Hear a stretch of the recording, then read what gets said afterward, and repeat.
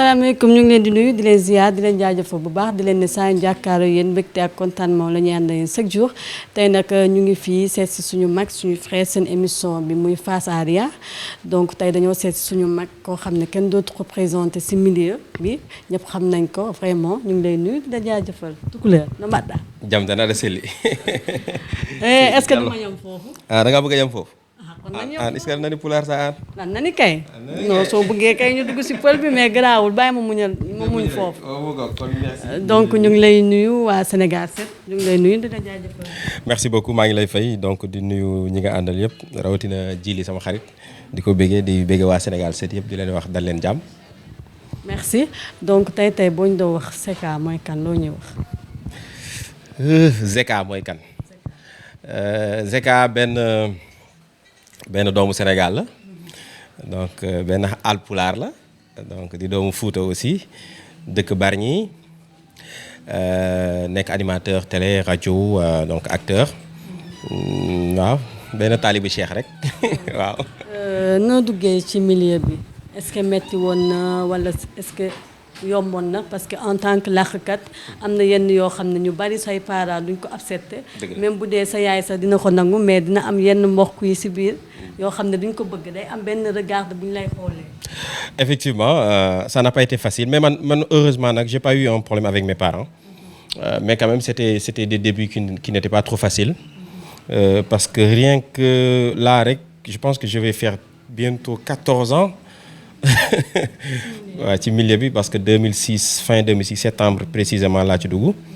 donc avec un projet de l'UNESCO qui s'appelait les centres multimédia communautaires mu nekkoon benn projet boo xam ne dafa consisté woon def ay rajo ak ay cyber dans les coins les plus reculés du Sénégal donc yàlla dimbali ma bokkoon ci maintenant nag dañuy copté woon ay jeunes formé leen donc on nous a formé ci domaine yu bëri muy animation présentation technicien d'ailleurs man technicien rajo laa commencé donc j'ai fait de la technique donc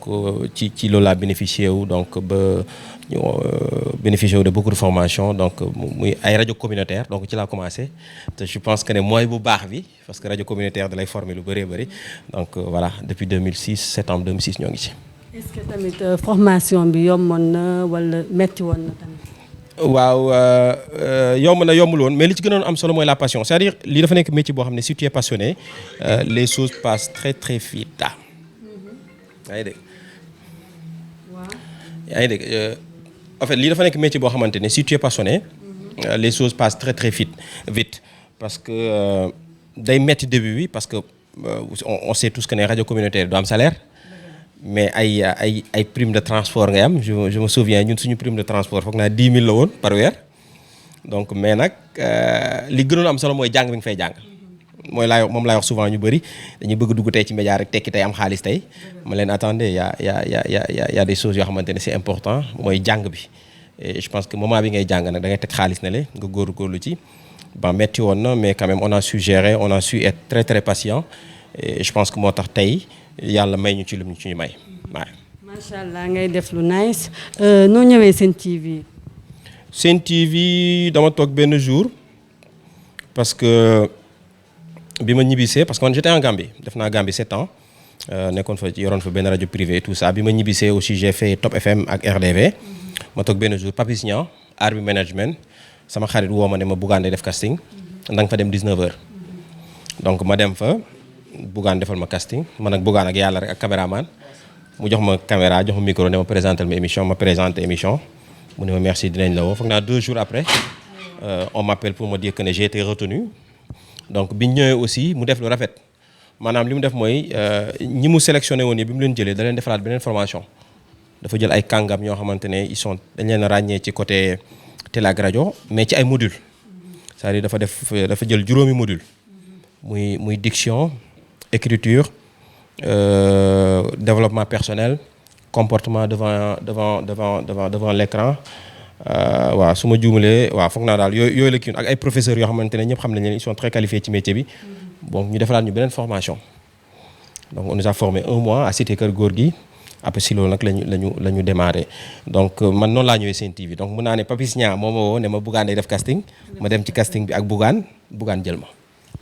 mais ñu bari dañuy bëgg kii moom may booleeg diw nga dem si ku dem exemple si Bougane direct nga nekk diw moom a boole moom mais ñu bari dañuy am complexe def casting. waaw complexe def casting c'est des niveaux. en fait dafa am niveau booy tollu aussi je pense que ne par exemple man tey boo ma woowoon tey ne ma kaay def casting du ma def casting. non romb naa fu may defee casting j'ai déjà fait mes preuves avec modestie bi avec toute la modestie et l'humilité bi mu àndal man jaratul may def casting man même publicité boo ma woowee casting du ma ñëw keroog rek yàggul dara am na ñu ma wone ma dañ maa soxla ma dem foofu nekk ñoom dañuy casting ma fekk fa ay nit yu bëri ma leen mais arrêtez quand même non ma wax ak ñoom avec respect rek man leen man mënu ma def casting bi tamit si vous avez besoin de moi xam ngeen sama profil donc si vous avez besoin de mon profil j'ai pas besoin de faire un casting soit vous me choisissez soit vous me choisissez pas donc télé tamit foofu jamono boobu laa toll si tu veux savoir ce que je fais demal sur YouTube bindal Zeka di nga gis li may def donc j'ai pas besoin de faire un casting te alhamdulilah yàlla am na lu mu ñu ci may ba je pense que ne fu ñu waxuma la Sénégal waaye fu ñu dem ci àdduna bi sax mën nañoo exercer métier bi ragaluñu loolu. kon baax na ko ñun tamit ragaluñu loolu de ba tey rek dañuy waxtaanee ci DJ bi noo gisee tey mbalax bi ngeen nekk DJ yan son yi ngeen di gën a mën a teg ci musique bi ci son yi. waaw man nag ça fait presque bientôt presque léegi ma 1 an que je fais plus de la radio pratiquement. Mais écoute, quand je faisais de la radio, ça dépendait juste des jours parce que aussi auditeurs yi dañoo bëri te wuute. Donc ku nekk ak li mu soxla. Maintenant nag il faut juste savoir comment essayer de dispatcher les choses ba ku nekk nga mën ko satisfaire. Et pour moi c'est ce qui est important. Maintenant nag da ngay am jamono boo xamante ne dafa am yu xew foog nga ànd ak li xew. ala kuliyaalin li xew foog nga ànd ak moom mais aussi da ngay toll moment yoo xamante ne il faut que tu rendes les gens nostalgiques que tu leur donnes des souvenirs et tout ça il faut que tu donnes les gens des classiques des hits parce que les hits ne meurent jamais les tubes ne meurent jamais donc animation moo mel noonu rek mais nag aussi doo jël animation rek focus ci benn affaire rek topp ko rek di dem rek foog ne loolu mooy rajo. waaw mooy li ma la wax c'est-à-dire rëng-rëng boo am na ñu mu neex mais c'est pas tous les jours quand même. Et puis c'est pas toutes ces personnes qui t'écoutent ñoo bëgg loolu à un moment donné il faut savoir satisfaire tout le monde parce que tey ça m'arrive d'écouter la radio et voilà et de plonger dans des souvenirs et ça m'arrive d'écouter la radio ma zappé ci saa si donc c'est ça donc man ni ma ko mën a defee waxtuma la ak un simple mélomane ou un simple auditeur boo xamante ne mu ngi lay déglu je pense que ce qui est important est de savoir satisfaire ñi lay déglu parce que aussi quoi que l'on dise xam nga rajo dafa doy waar xam nga rajo moo gën a doy waar télé rajo c'est mythe la donc ki lay déglu dafa am foo ko yóbbu donc yow mi muy déglu nga nekk kumpa ci moom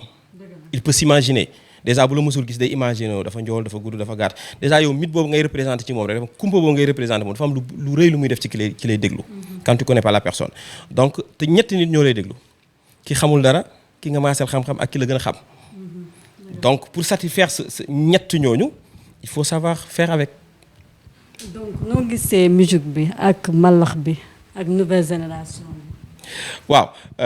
musique bi bon Sénégal moom bu ñu nee musique foog ñu ne mbalax c'est parce que aussi voilà c'est notre musique et tout ça et qu'on aime très bien qu'on aime écouter et qu'on encourage vivement même su dee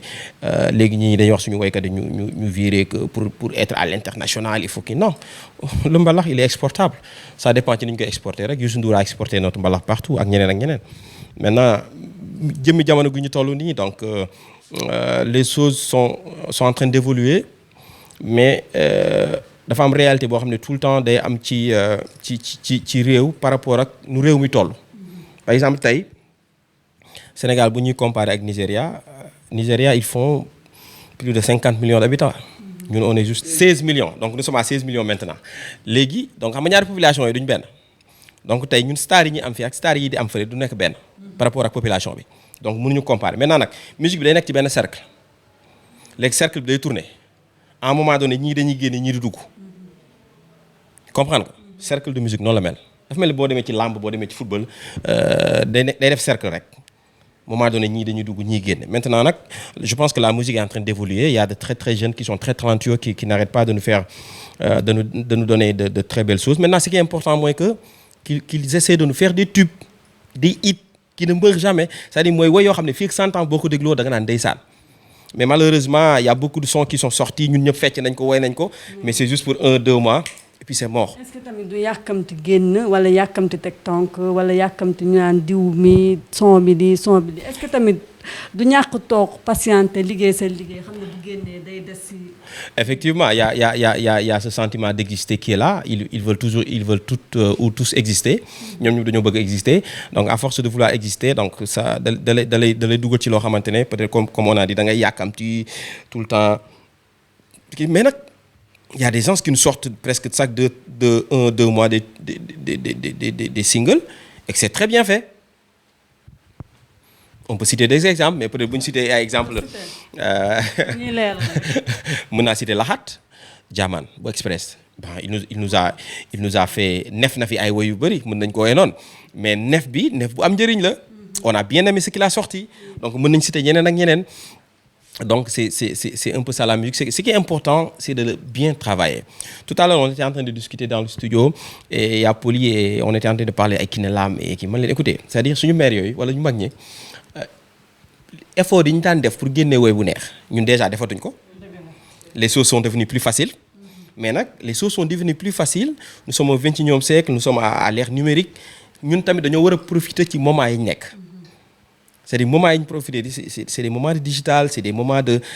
musique nekkatul rek audio. C'est devenu du visuel. C'est-à-dire audio bi léegi sax nit ñi kiiwatuñ ko mais les gens ont tendance à virer vers le visuel. Lan nga ñuy indil yan vidéo nga ñuy indil. Donc ce qui est important maintenant c'est de virer vers ça et de travailler des hits. Nañ ko waxta il faut qu'il nous fasse des hits. Bu ñu defulee ay hits donc c'est des choses qui viennent et qui passent parce que tey tu écoutes Thione Seck, tu écoutes Youssou Ndour, Baaba Maal, écoute, ça te fait voyager, ça donne beaucoup de plaisir. loolu am na solo mais est-ce que yaakaaroon ñu wàññi mbalax bi parce que ñu bari duñu déglu mbalax malgré am na yenn ñoo xam ne duñu ay sénégalais ñi ay pël lañ ñi ay malien mais am na yenn son sénégalais yoo xam ne duñ ko mën a déglu mais des fois son bi wala rythme afrobeat bi mooy tax nga koy déglu moo tax nga si sentir sa bopp même boo dul déglu parole yi. Écoute man je pense que ce qui est important mooy ñu varier parce que mbalax bi nga wax am na ñu mu neex y a des gens qui l'écoutent tey tu vas au Mali dañoo am seen réalité mën na nga déglu son yoo xam ne doo xam lu ñuy wax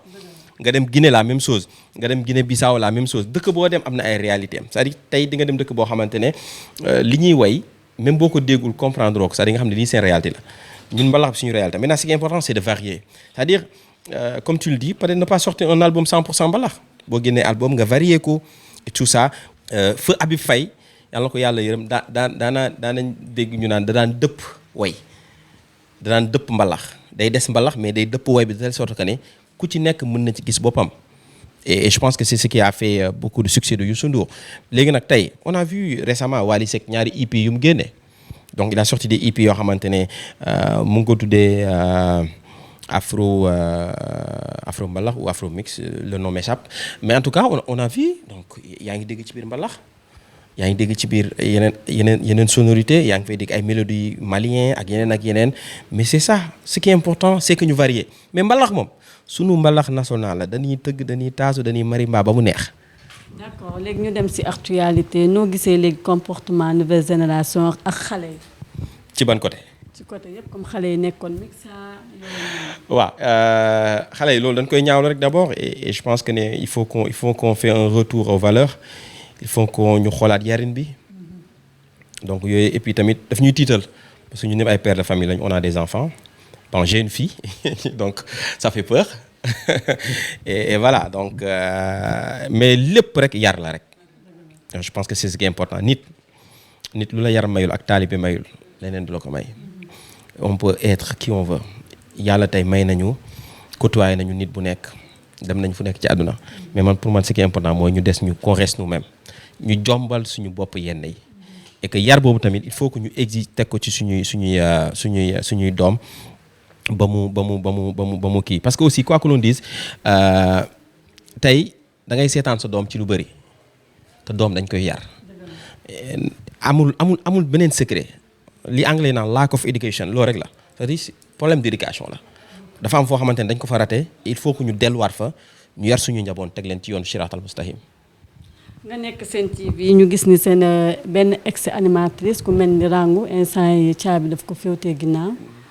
donc tayil ban wax nga ciy wax parce que actualité la ñu bari ñu ciy wax. waaw kaso moom kenn du ko yéene nit rawatina koo xamante ne seexu leen sax loo ko yéenee dañ koy massaw bu baax a baax di ñaan yàlla génne ko foofu mais surtout yàlla jubbanti ko ba muy def loo xamante ne kenn dootu ko ci xeeb. wax naa ko ci ñaari interview je pense ci semaine passée li ma ci gën a metti nag mooy bu ñu ne ex animatrice parce que ci sama métier la et j'ai tendance toujours à dire à ñi nga xam ne seq naa ko ak ñoom mooy ñi nga xam ne seq naa ak ñoom plateau ñoom Khadika Fama et tout ça je les dis toujours que ne métier bi utiliser la ni mu gën a rafetee c'est-à-dire siiw bu mu la tax a def yenn yi bëgg siiw bu mu la tax a def yenn yi bëgg yenn yi bu mu la tax a dugal sa bopp ci dara et je pense que c'est ce qui est important il faut que ñu xoolaat jikko yi surtout yéen jigéen ñi nga xam ne nga nekk ci métier bi xoolaat leen jikko yi rafetal leen ko soyez de grandes personnes vous pouvez l'être et vous devez l'être d'ailleurs soyez de très grandes personnes yoo xam ne dañoo am dignité am personnalité góor bu leen gis naw leen respecter leen c'est important maintenant nag comme je l'ai dit ça me fait mal quand waxuma la bu ñu wax Sen TV mais bu ñu nee ex animatrice rek daf may naqari parce que lu dal animateur animatrice ça me fait mal parce que suñu monde la suñu famille la et je pense que ñun ñëpp war nañoo delloowaat si waat suñu xel parce que dafa am image boo xam ne dañ ñu koy xoolee dafa am image boo xamante ne foog ñu kii ko maintenant nag yooyu yëpp day amaat ay responsabilités nga xam ne day partagé waat ci recrutement yi ak yeneen et je pense que tey suñu télé on a tendance à donner la parole ou à mettre devant nos écrans beaucoup de personnes yoo xamante ne am na ñoo xam ne ñoo leen ko gën a mérité je dis pas que ni ñuy mérité wuñ ko mais am na ñu ko gën a mérité parce que ñooñu jàng nañ fi ñu war a jàngee ils sont corrects def nañ mel nañ ni ñu war a mel jaar nañ fi ñu war a jaar et ils méritent ces places là alors que tey tu vois que ne voilà on n'hésite pas à donner une place à une personne parce que voilà siiw na ci benn affaire wala rafet na alors on a tendance plus à virer vers l'esthétique alors que nous on cherche plus que ça on cherche vraiment des animatrices de qualité. donc merci waxtaan bi am na solo mais dañuy dem ci benn rubrique lu ci dëgg pare nga. waaw man pare naa man dëgg rek laay wax taalibe Cheikh la. Alima Ndione ak Saliou Khoulé kam moo dàq ban animation moo la ci gën a neex ci ñoom ñaar. Alima Ndione. Pourquoi Alima Ndione? Je sais pas, j'adore ce qu'Alima fait, j'adore, je me retrouve très bien sur ce qu'elle fait. Je vois qu'elle maîtrise bien son sujet et puis voilà, elle est posée. Voilà, il y a de l'expérience qui joue dans tout ça. Voilà, j'aime bien, même si que Saliou sama doom la parce que papam Seydou la tudd comme man, sama fils la et je l'encourage sama rakk ju baax la, mais quand même, je préfère Alima. Je préfère Alima. Sa relation ak Bougane relation de partenaire la xam nga àdduna dafa évoluer nekk dul ay patron ak ay kii butter trade xam nga li anglais naan butter trade c'est-à-dire échange la moom dafa am entreprise am bëgg ñu ko liggéeyal man ma am sama xam-xam di ko liggéeyal donc échange la rek day teg ma teg damaa teg sama xam-xam mu teg xaalisam donc relation boobu la ñu am it's all about butter trade donc échange la et puis voilà xam nga man dama nekk nit koo xamante ne du may bokk ma ci ñii di ñuuxu trop seeni patron je ne suis pas du genre man pour man li gën a am solo mooy ñu satisfaire sama liggéey waaw donc c'est ce qui est important pour te dire xam nga kañ laa gëj bureau Bougane 2017 ba may jël jour boobu laa gëj bureau xamatuma sax nu bureau mel mais je fais mon travail correctement pour moi c'est ce qui est important. D'accord nga nekk ménager benn jeune talent mu nekk ci yoon gis nga fi coow Baye Zal ak Sidi Diop tey ménager nan la war a mel. Voilà. Bon, tu sais, il y a pas mal d'artistes qui m'ont tout le temps approché pour management. Et c'est pas la première fois d'ailleurs que je le fais. J'ai def naa ko Gambie defaat ko bi ma ñëwee Sénégal aussi il y a pas mal de personnes yoo xamante ne mën naa am sax am dinañ ma déggaat ak keneen du yàgg dara mais instant yi maa ngi ak Khadim Temps donc relation manager ak artiste vous savez management dañ koy jàng maintenant nag il y a ce qu'il apprend à l'école il y a ce qu'il apprend dans le temps. On a connu de grands managers au Sénégal yoo xam ne jànguñu ko école mais l'expérience et tout ça moo ci participé maintenant la question c'est que entre le manager et l'artiste qui est le patron. Alors Sénégal nag on a tendance que artistes yi ñooy nekk patron manager yi parce que manager artiste bu waree dem fii sax manager bu waree dem fii sax artiste foog artiste jox ko passe pour mu dem tu vois donc il y a cette question d'indépendance c'est-à-dire un manager il doit être indépendant il doit savoir prendre des décisions. Il doit savoir faire des choses maa ngi ci nuyuwaale sama mag sama xarit Djidjak on a une pensée pour lui di ko ñaanal yàlla génne ko donc j'ai vu des exemples yoo xam ne def na ko ci management et loolu mooy manager il faut savoir prendre des décisions il faut savoir dire non à l'artiste quand il faut le dire il faut savoir parce que tey bañ ko jay di ko wax dëgg parce que tey da ngay gis artistes yoo xam ne seen manager bu artiste bi nee na sax ragal lañ ko yee waaw wala manager yoo xamante ne ñoo gën a nekk star sax artiste bi. C'est compliqué alors que le manager il doit être accessible parce que moom mooy indil artiste bi xaalis ak yeneen donc s'il n'est pas accessible c'est un problème donc pour man il faut que ñu xoolaat comportement yi rek ñu xoolaat lan mooy management carrément et je pense que y a une association des managers qui est ici au Sénégal même bu dee man bokkuma ci sax parce que man quoi que l'on dise je ne suis pas du sama métier mais quand même am nañ ci expérience yàgg nañ ci showbiz je pense qu'on peut apporter beaucoup d'aide à certains jeunes comme Khadim Temps et comme je l'ai dit je pense que l'affaire bi c'est des choses qui sont naturelles c'est des relations qui naissent naturellement et puis voilà je pense que j'ai eu beaucoup de relations avec beaucoup d'artistes donc voilà mais tey je pense que moom la ma yàlla booleel et voilà dinañ ci jéem a def lu ñu mën ba Sénégal ak àdduna yëpp dégg ko incha allah. nga nekk ci milieu showbiz bi xam nga mbalax bi xam nga artiste bu jugee fii dal fële nga gis ni que Sidy Diop instant yi nii Baye Zale am na est-ce que am na lu mu ko apporter. Bah bien sûr Baye Zale sonn na ci Sidy Diop man quand j'avais besoin de Sidy Diop ci Baye Zale laa doon jaar je me souviens ça benn jour am na ci essence bu xaw a naqari nii alors qu'il défendait son artiste et je pense qu'il a sonn na ci moom il a apporté beaucoup de choses maintenant. Vous savez dans la vie man souvent je dis que ne ñun dañ naan ay julli la ñu dañu am iman waaye dañuy fàtte lan mooy iman ak lan mooy gëm yàlla souvent c'est des choses qui arrivent dans la vie et des relations naissent et des relations meurent c'est très naturel on a eu des compagnonnage yu gën a doy waar diggante Baye Zale ak Sidy Diop tas na maintenant ce qui est important mooy bu tasee na rafet c'est-à-dire xam nga liggéey mën ngeen ànd di liggéey comme maa Khadim nii mën nañ ànd di liggéey ba à un moment donné man ma sentir que ne mënatuma nekk moom xamul tax parce que damay dem ba sentir que ne Khadim peut-être li mu soxla man mënatuma ko jox dama ko naan Khadim dama wuti keneen ku la ko jox mais boo leen paree na rafet et puis loolu mooy tax tey nga mën a def ak nit ki li ngeen mën a kii pour man c'est ce qui est important tous les managers ont apporté beaucoup à Sidy Diop mais Sidy Diop tamit am na lu bëri lu mu apporté Baye Zale quoi que l'on dise parce que ànd nañu fu ne peut-être apporté na ko leneen ak leneen maintenant ce qui est important mooy li ma la wax rek c'est des relations qui naissent et qui meurent ce qui est important mooy que na lépp rafet rek c'est ce qui est important. merci ñu ngi lay jaajëfal xam naa yéen DJ da ngeen di gërëm ak non man DJ yi di gërëm man bokk ma ci xam nga man moom li ma fànjaay naan Zeka da ngaa géere topp ma ne ko géer laa nag man tooroo de la 100% ci ndek si bàyyi dara raxu ba ba di man su may gërëm peut-être damay gërëm waa Zeka famille rek ñoo xamante ils sont toujours derrière moi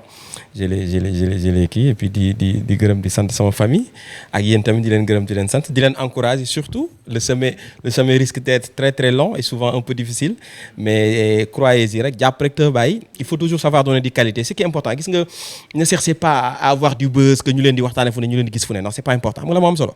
que vous faites un travail de qualité que ku ko seetaan nawloo leen que ñi ngeen sekkal métier bi ñu respecté leen man s'il y a une chose que j'ai gagné dans ce milieu c'est que amul artiste booy waxal mu ne la Zeka lii ak lii ñoom ñëpp dañ maa jox cër ma jox leen cër et c'est ce qui est important de gagner dans ce métier et voilà on vous encourage merci beaucoup et voilà plein de succès. merci beaucoup li lañ leen indi loon seen émission Face à Arya merci beaucoup di leen jox dig daje feneen ak fu ñu koy defee ci beneen daanaan merci beaucoup et à bientôt ciao ciao. cheetetetet mais yow sa waay yow fu ñu la fekk yaa ngi ci kanamu ordinateur bi wala sa kanamu tablette ba sa téléphone portable lu xew mais damay lire ay information waaw xoolal boo bëgg am ay information yu leer nañ et en temps réel duggal ci www.senegal7.com ay information yu wóor man de maa ngi application Sénégal 7 lépp lu xew dama koy jot ci sama téléphone ci tàng bi te nag application Sénégal 7 am ko yomb na da ngay dugg ci Play Store wala Apple Store nga télécharger ko rek xam li xew ci réew mi ak la xew ci bitim réew te nag dara du la ci umpu. Vous voulez des informations en temps réel? Cliquez sur www.senegal7.com. Sénégal 7, le roi de l'information en temps réel.